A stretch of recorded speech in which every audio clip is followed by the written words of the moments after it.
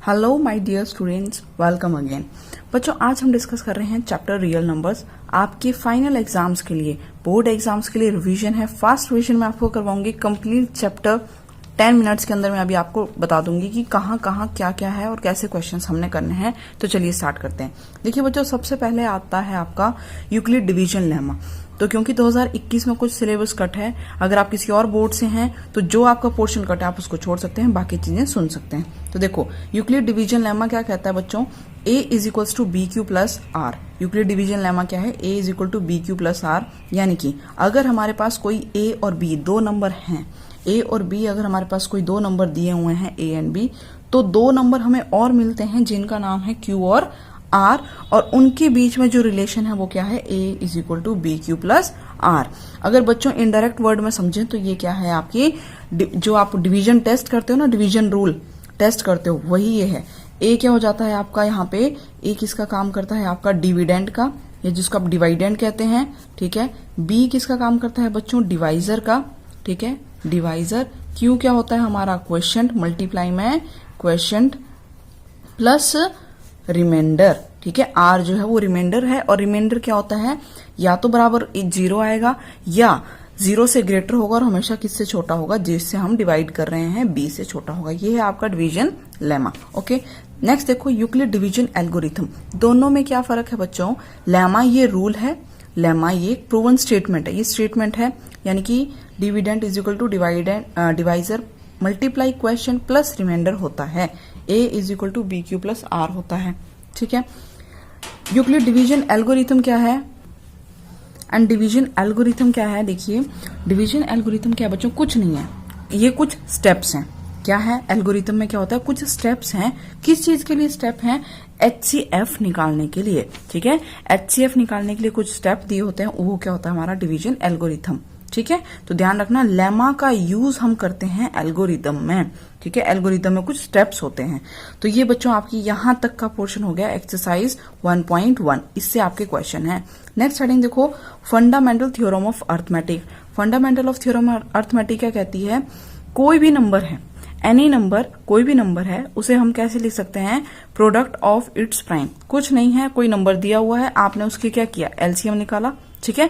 LCM किया, factors निकाले, और एलसीएम इस तरीके से लिख लिया, ठीक है। जैसे ये एक नंबर था, आप ये देखिए, जैसे 8 है, 8 के हमने इस तरीके से फैक्टर कर सकते हैं, 2 4 जा 8, 2 2 जा 4, 2 1 जा 2। तो 8 को बच्चों कैसे लिख लिया, 2 मल्टीप्लाई 2 यानी कि 2 की पावर 3 लिख सकते हैं ना। यानी कि कोई भी नंबर है उसे हम क्या लिख सकते हैं, उसके ये नंबर जो होंगे यहाँ पे, ये हमेशा क्या होते हैं बच्चों, प्राइम नंबर। तो किसी भी नंबर x को उसके प्राइम फैक्टर्स के मल्टीपल में, यानी कि मल्टीप्लाई में लिखा जा सकता है। बस यही आपकी क्या है, फंडामेंटल थ्योरम ऑफ अर्थमेटिक। कहाँ है ये यूज इसका, एक्सरसाइज 1.2 यहां से आपकी शुरू हो जाती है, ठीक है। तो देखिए, जैसे कि एग्जांपल है 32760 एक नंबर था, हमने इस तरीके से इसका एलसीएम लिया।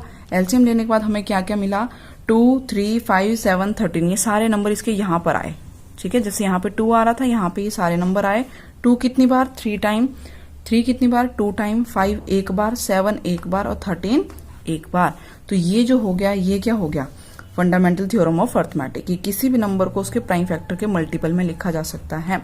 नेक्स्ट बच्चों, एक फॉर्मूला है, दो नंबर a और b हैं, अगर उनका HCF निकालें और उन्हीं दो नंबर का एलसीएम निकालें तो वो किसके बराबर होता है, उन दोनों नंबर के मल्टीप्लाई के बराबर होता है।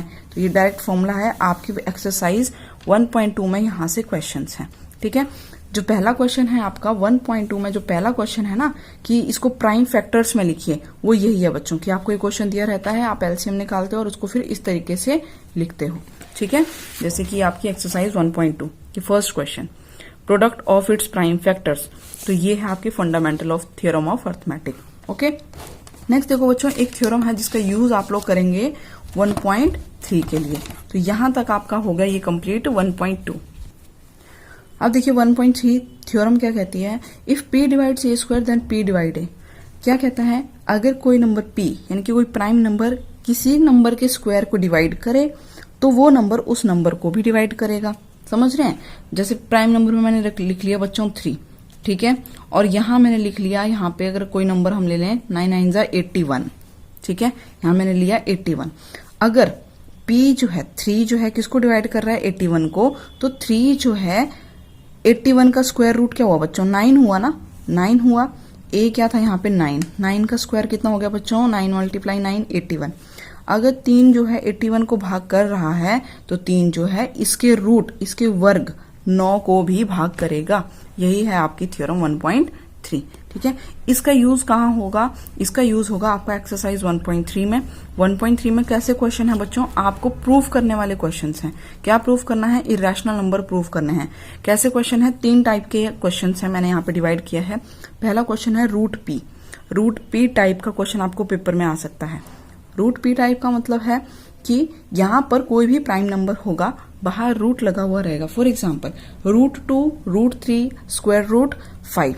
इस टाइप के क्वेश्चन आपने बुक में देखे हैं, आपकी बुक में एग्जाम्पल भी हैं, ये आपके पेपर में आ सकते हैं। दूसरा टाइप का क्वेश्चन आपके एक्सरसाइज में सेम यही क्वेश्चन है।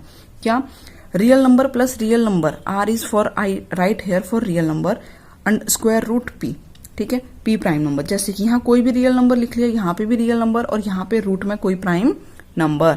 ठीक है, तो आपको क्या बताना है, ये प्राइम नंबर ना होके या कोई भी नंबर भी आप ले सकते हैं, जैसे 6 भी यहाँ पे हो सकता है। ठीक है, तो आपने यहाँ पे कोई प्राइम नंबर ले लिया और अब आपको क्या प्रूफ करना है, इसको इरेशनल प्रूफ करना है। तीसरे में क्या हो सकता है, ये जो प्राइम रूट वाला नंबर है वो डिनोमिनेटर में हो सकता है। तो बच्चों ये तीनों क्वेश्चन आपके 1.3 एक्सरसाइज में है।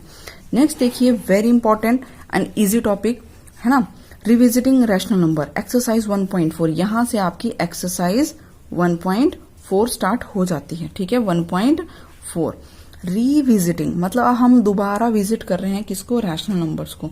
तो बच्चों चैप्टर का नाम है रियल नंबर। मोटा मोटा यहां समझा रही हूं मैं। रियल नंबर क्या होते हैं, जो रैशनल एंड इरैशनल दोनों नंबर हैं मिलके क्या बनाते हैं, रियल नंबर बनाते हैं। ठीक है, अब इरैशनल को तो आप भूल जाइए, हम पढ़ेंगे रैशनल के बारे में। जो रैशनल नंबर होते हैं बच्चे, पहले सबसे पहले बताओ रैशनल नंबर क्या होते हैं, जो हम किस में लिख सकते हैं, P/Q में। और Q क्या नहीं होना चाहिए, Q कभी भी 0 के इक्वल नहीं हो सकता। ओके, तो इसका मतलब ये अपॉन वाले नंबर जो होंगे वो सारे रैशनल होते हैं। अब देखो रैशनल जो है बच्चों, जब भी किसी नंबर को, जैसे मेरे यहाँ देखिए एग्जांपल 1/2 1/2 है, 1/2 एक रैशनल नंबर है। क्या बच्चों मैं इसको पॉइंट में लिख सकती हूँ, हाँ, हमने इसको डिवाइड किया। ठीक है, इस तरीके से 1 को 2 से डिवाइड किया, यहाँ पॉइंट लगाया, 2 5 10 और ये 0। ओके, तो हम हर जो भी आपका क्या है रैशनल नंबर है उसको आप डेसिमल में लिख सकते हो। ओके बच्चों, ध्यान से समझना, रैशनल नंबर को आप डेसिमल में लिख सकते हो। तो जब हम उसको डेसिमल में लिखते हैं ना, तो उसका कुछ आंसर आता है जो कि कैसा हो सकता है, या तो वो टर्मिनेटिंग होगा, यानी कि रैशनल नंबर क्या होंगे, या तो टर्मिनेटिंग या नॉन टर्मिनेटिंग। टर्मिनेटिंग यानी कि जो खत्म हो जाए, जैसे कि यहाँ पे एग्जांपल लिया 1/2, कितना आंसर आया इसका 0.5, 0.5 खत्म हो गया ना, 0.5 के आगे तो डिवाइड नहीं हुआ, तो ये टर्मिनेटिंग है। कुछ होते हैं जो खत्म नहीं होते, चलते रहते हैं, नॉन टर्मिनेटिंग होते हैं। ठीक है, नॉन टर्मिनेटिंग होते हैं। तो अब नॉन टर्मिनेटिंग जो खत्म नहीं हो रहे हैं वो भी 2 तरीके के होंगे। जो खत्म नहीं हो रहे हैं वो रैशनल नंबर बच्चों 2 तरीके के होंगे। कौन कौन से, या तो वो नॉन टर्मिनेटिंग रिपीटिंग होंगे, ठीक है, या नॉन टर्मिनेटिंग नॉन रिपीटिंग होंगे। ठीक है, ठीक है बच्चे, यहां तक आप देखो कोई भी नंबर जो अपॉन में है या तो वो टर्मिनेटिंग होगा या वो नॉन टर्मिनेटिंग होगा। अगर नॉन टर्मिनेटिंग होगा तो कौन सा हो सकता है, या तो नॉन टर्मिनेटिंग रिपीटिंग होगा या नॉन टर्मिनेटिंग नॉन रिपीटिंग होगा। भाई ना तो टर्मिनेट हो रहा है ना ही वो रिपीट कर रहा है। ओके, अब बच्चों ध्यान से देखना, यहां से क्वेश्चन यही आपका क्वेश्चन है। ठीक है, तो रैशनल नंबर कौन से होंगे, या तो टर्मिनेटिंग होंगे या वो रिपीटिंग होंगे। बच्चों यहां से ध्यान से समझिए। ठीक है, रैशनल नंबर हमने कोई भी नंबर लिया, ठीक है, अब देखो मतलब मेन रैशनल में ही स्टार्ट कर रहे हैं इसको, या तो टर्मिनेट होंगे या वो नॉन टर्मिनेटिंग होंगे। वैसे ये नॉन टर्मिनेटिंग की हेडिंग सेपरेट चलती है, पर क्योंकि इसमें एक रैशनल नंबर का टाइप आ रहा है तो मैं यहाँ पे आपको समझा रही हूँ। टर्मिनेटिंग देखो जो एंड हो जा रहे हैं, नॉन टर्मिनेटिंग पर रिपीट कर रहे हैं। ठीक है, फॉर एग्जाम्पल 0.01 01 01 01, तो बच्चों इसको आप कैसे लिख सकते हैं, 0.01 के ऊपर बार लगाते हैं। ठीक है, और नॉन टर्मिनेटिंग नॉन रिपीटिंग, देखो ये इस कैटेगरी में एक टाइप है क्या, नॉन टर्मिनेटिंग नॉन रिपीटिंग। इसको हम रैशनल के अंदर प्योरली नहीं कहेंगे, ये प्योरली रैशनल में नहीं आता, इसको आप छोड़ सकते हैं। यहाँ यही वाले हेडिंग, यहाँ देखो नॉन टर्मिनेटिंग नॉन रिपीटिंग, ये कैसे होंगे भाई? ये होंगे आपके फॉर एग्जाम्पल 0.01 001 0001 0001, मतलब पॉइंट के बाद ना तो सेम नंबर आ रहे हैं, ठीक है, ना ही वो खत्म हो रहे हैं। ये वाले बच्चों चले जाते हैं आपके किस कैटेगरी में? इर्रेशनल नंबर में, ठीक है। तो 3 तरह के नंबर हमारे पास आए, टर्मिनेट, नॉन टर्मिनेटिंग रिपीटिंग और नॉन टर्मिनेटिंग नॉन रिपीटिंग, ठीक है। तो देखिए यहां से क्वेश्चन के टाइप क्या बने, जो आपके एनसीईआरटी में क्वेश्चन है एक, जैसे बच्चों ये क्वेश्चन है आपकी बुक में, ठीक है। आपको क्या है, सिर्फ देख के बताना है कि इसमें से कौन सा नंबर रैशनल है या नहीं है, ठीक है। तो देखो मैंने कहा है पॉइंट के बाद जो नंबर खत्म हो जाएंगे, यानी कि बिंदी नहीं लगी होगी, तो ये हो गया टर्मिनेटिंग। ये कौन सा हो गया? टर्मिनेटिंग, खत्म हो रहा है। खत्म होने वाला नंबर कौन सा होता है? रैशनल। ये देखो ये जिसके लास्ट में 3 बिंदी लगी होगी ये होगा आपका इर्रेशनल नंबर, और जिसके ऊपर बार लगी होगी बच्चों वो भी होगा रैशनल। तो ये भी रैशनल है, ये भी रैशनल है और ये इर्रेशनल है, ठीक है। अगर पूछें रैशनल में कौन सा टाइप है, तो आप यहाँ पे कहेंगे ये है रैशनल, कौन सा? रिपीटिंग। नॉन टर्मिनेटिंग, खत्म नहीं हो रहा पर क्या कर रहा है? रिपीट कर रहा है। इसको देखो ये क्या हो रहा है? टर्मिनेट, खत्म हो जा रहा है, मतलब ना यहाँ बिंदी है ना इसके ऊपर बार है। इनमें देखो 3 बिंदी लगी होंगी, ठीक है। इसका मतलब ये क्या है? चलते जा रहा है, खत्म नहीं हो रहा। नॉन टर्मिनेटिंग नॉन रिपीटिंग है ये, ठीक है। नॉन टर्मिनेटिंग नॉन रिपीटिंग है, इसलिए कौन सा नंबर हो गया? इर्रेशनल हो गया। ओके, तो यहां से क्लियर है, ये वाले नंबर हो गए रैशनल, ये भी होते हैं रैशनल और ये कौन से होते हैं हमारे? इर्रेशनल। अब लास्ट टाइप का क्वेश्चन देखो बच्चों, 1.4 में आपका क्वेश्चन आता है एक, ठीक है, जो पहला ही क्वेश्चन है, without long division finding the decimal expansion. तो मैं आपको यहाँ कोई थ्योरम प्रॉपर्टी कुछ नहीं बता रही हूँ, सिंपल है। आपको कोई भी नंबर दिया है, बिना डिवाइड करे देख के बताओ कि इसका जो डेसिमल, जो पॉइंट में आंसर आएगा वो कैसा होगा। तो अभी मैंने आपको रिविजिटिंग रैशनल नंबर बता दिया, जो पॉइंट वाला नंबर है वो कैसा होगा, क्या वो टर्मिनेटिंग होगा, ठीक है। आपको क्या बताना है, क्या वो टर्मिनेटिंग है या नॉन टर्मिनेटिंग रिपीटिंग है, ठीक है।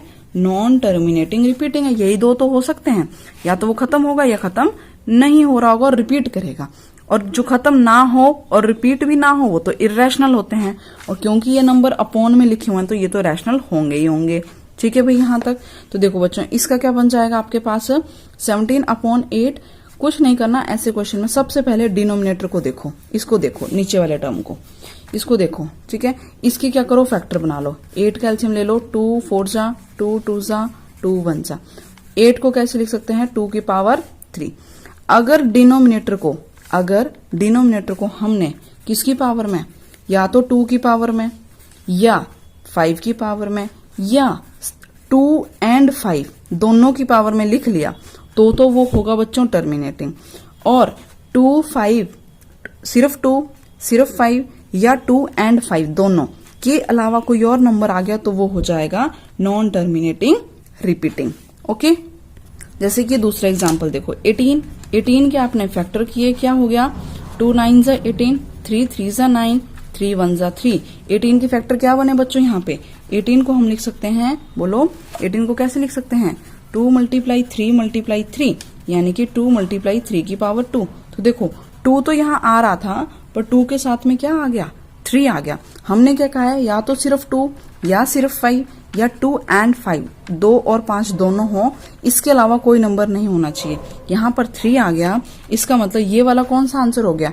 ये हो जाएगा आपका नॉन टर्मिनेटिंग रिपीटिंग, ठीक है। और ये वाला कौन सा बन गया आपका? टर्मिनेटिंग, ठीक है। तो इसका डेसिमल तो टर्मिनेटिंग होगा, इसका डेसिमल जो होगा वो नॉन टर्मिनेटिंग रिपीटिंग होगा। तो देखो बिना इनको डिवाइड करे, तो डिवाइड करके बताओ इसका आंसर पॉइंट में खत्म हो जाएगा या नहीं होगा, हमने आंसर बता दिया। तो बच्चों ये आपके जो क्वेश्चन है ये हैं आपके 1.4 से इस तरीके के क्वेश्चन। तो ये आपका चैप्टर 1 जो है 10th क्लास का फाइनल एग्जाम्स के लिए कंप्लीट रिवाइज हो गया है। ऐसे ही नेक्स्ट वीडियो अपलोड होती रहेंगी, चैनल को सब्सक्राइब जरूर कर लो, ठीक है बच्चों। मिलते हैं नेक्स्ट वीडियो में, टिल देन टेक केयर।